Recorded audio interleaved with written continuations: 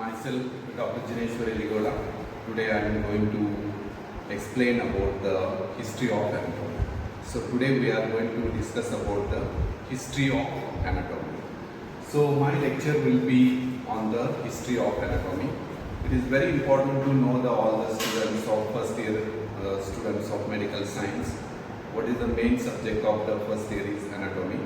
So that in this anatomy subject we have to understand what is the story of the that is the anatomy. So in this first one, which is you are going to get as a first history of anatomy, that can be divided into a total medical history includes that is history of medicine, which includes the history of anatomy. So this is all will be included in the history of anatomy.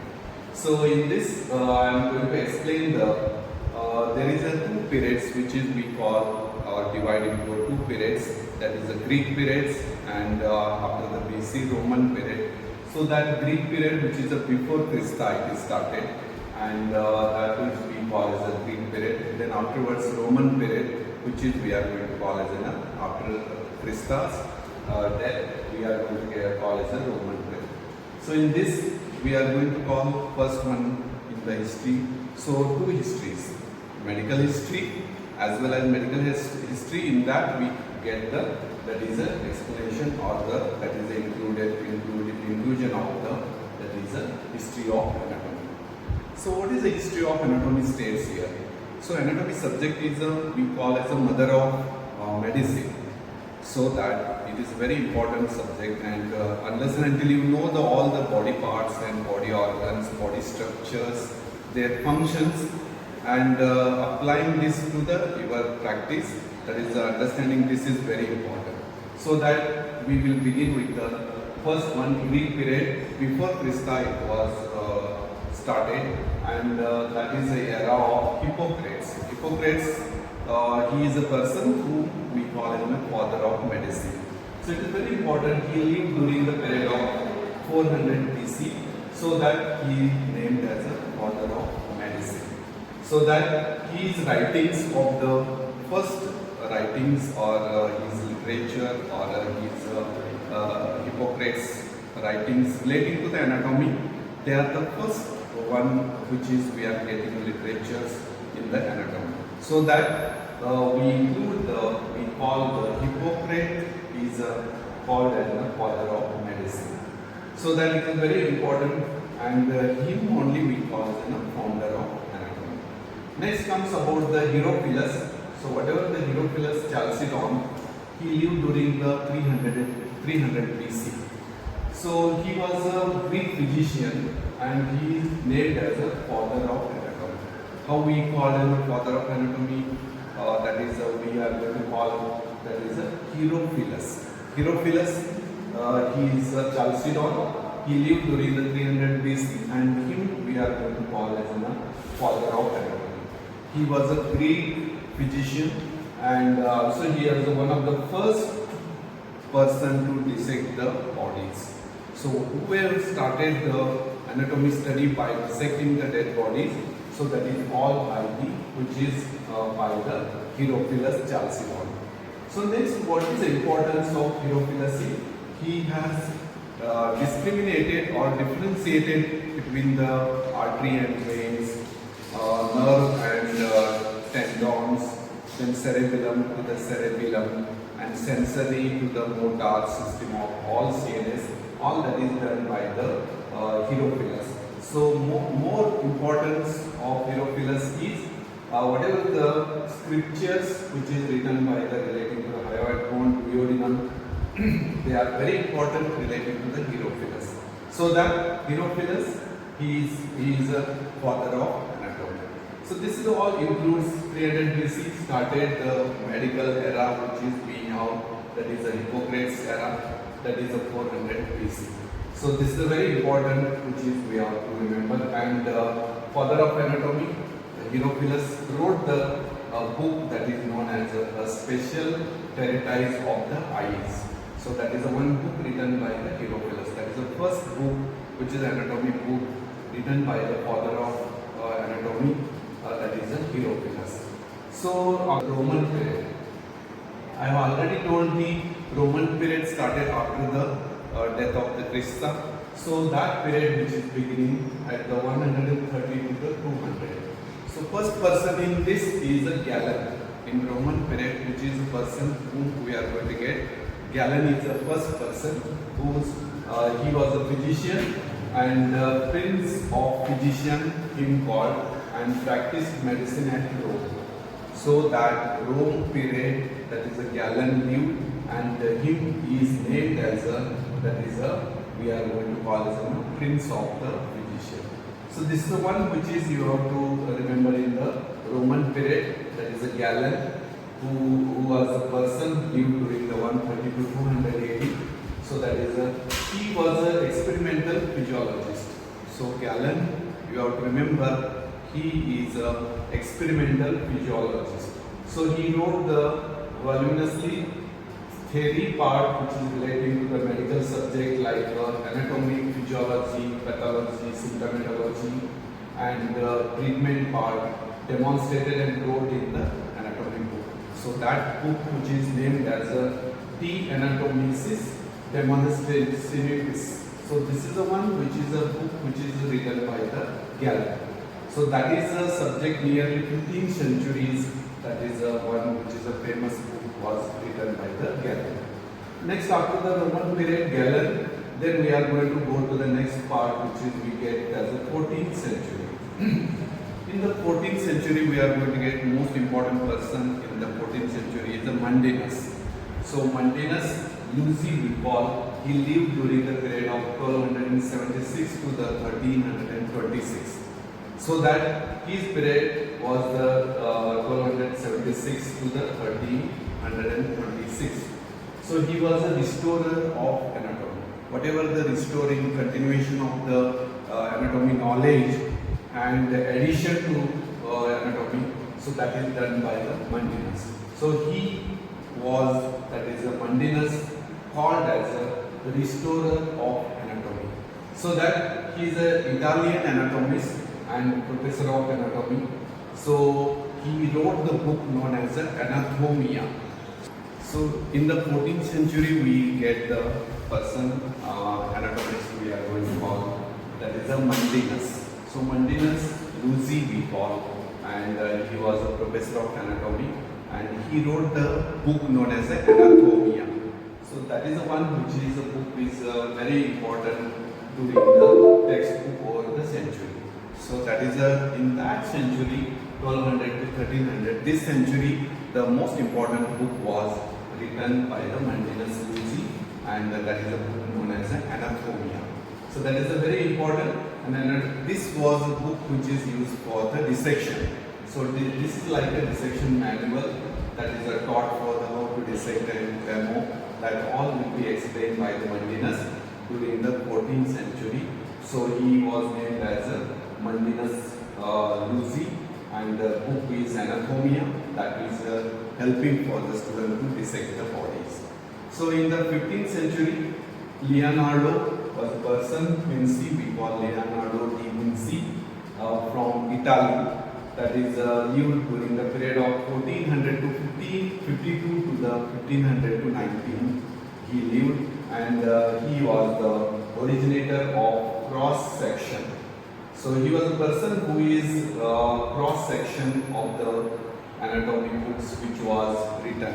So he was a sectional anatomy, was one of the greatest book which is in the explained to the world. That is by the, we are going to get as a person. And he was the first to describe the moderate band of the right ventricle, and 500 diagrams were published in the 1898. So this is all about the book which is published and written by the person known as we call as Leonardo di Vinci. So this is a person who is very important to our medical faculty or anatomy, because the diagrammatic representation or addition of the 500 diagrams were added to this and published in the 1898. So going to the next century, that is the 16th century, When we go to the 16th century, the person comes, most important person in the anatomy, who is Vesalius. So Vesalius, who lived during 1514 to 1564, the period which is lived by the Vesalius during this, and he was named as a reformer of anatomy. So reformer of anatomy was German origin. He was person which is German origin, Vesalius, and founder of modern anatomy. So Vesalius is named as a founder of modern anatomy. So whatever the modernization, addition which are taking place in the anatomy subject, that all modernized by the Vesalius. So that this person we call as a Vesalius modernization is done in the anatomy, and he was a reformer of anatomy. So that this all is Vesalius related, and he wrote the book Dept Humani Corporis. So the book which is written by in 7 volumes, that is by we are going to get Vesalius, and he wrote the book name was De Fabricia Humani Corporis, and that is written in the 7 volumes. And so that is a very important one, which is a book which is we call. So that in the 16th century, Vesalius was a founder of modern anatomy, and him, Vesalius, we have to remember as a reformer of anatomy. So this is all about the Vesalius. Then going to the 17th century, when you go to the 17th century, the person comes as a William Harvey. All the related work related to the Harvey, he is a physiologist, and in the physiology, all the explanation was done, and discovery of circulation of blood was discovered by the William Harvey. William Harvey lived during the period of 1578 to the 1657, and he was an English physician, so who discovers the circulation of blood. So previously misconcept of the blood was understood that that is we had the literatures which are explaining the blood is filled in the body. So that William Harvey is a person who proves and explains to the world that is we call as the blood is not filled in the body, it is circulated in that is by the arteries and veins. So it is carried by the arteries and veins. So that we call as that is William Harvey.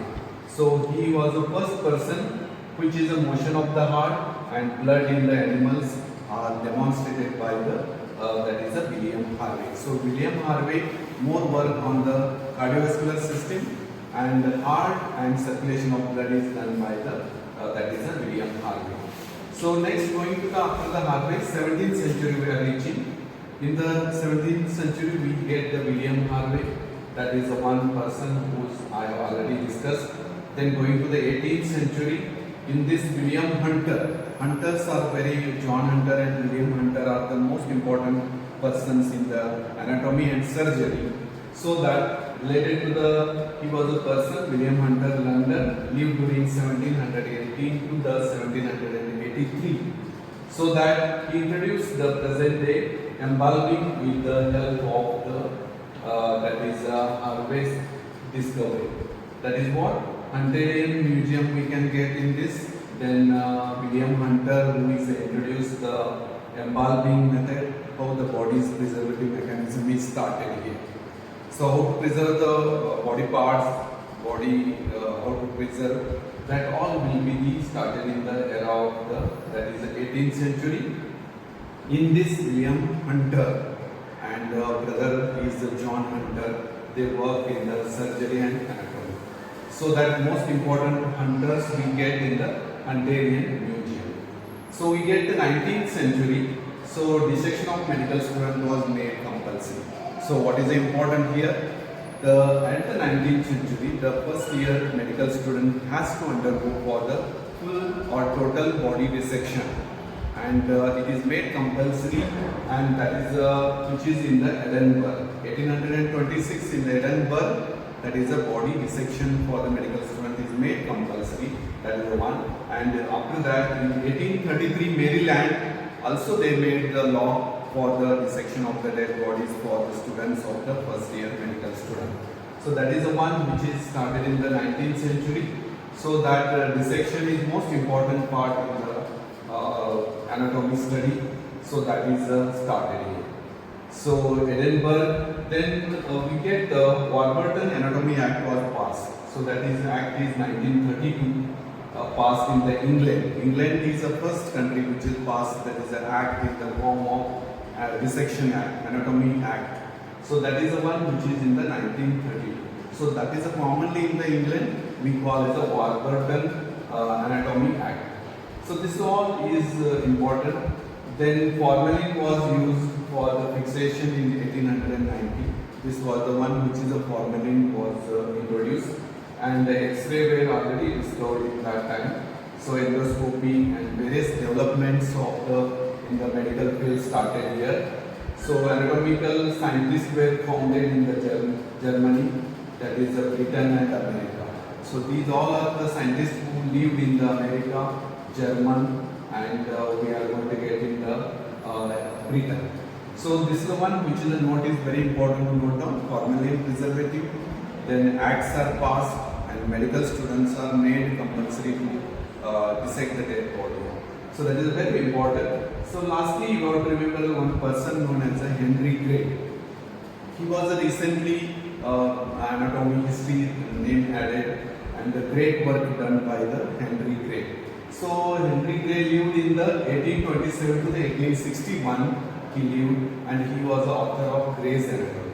So Gray's Anatomy is nowadays it is a Bible, or it is a Quran, or it is a we call it a Bhagavad Gita of anatomy, because Henry Gray has updated and very nicely presented. Commonly referral book we use, that is a Gray's Anatomy.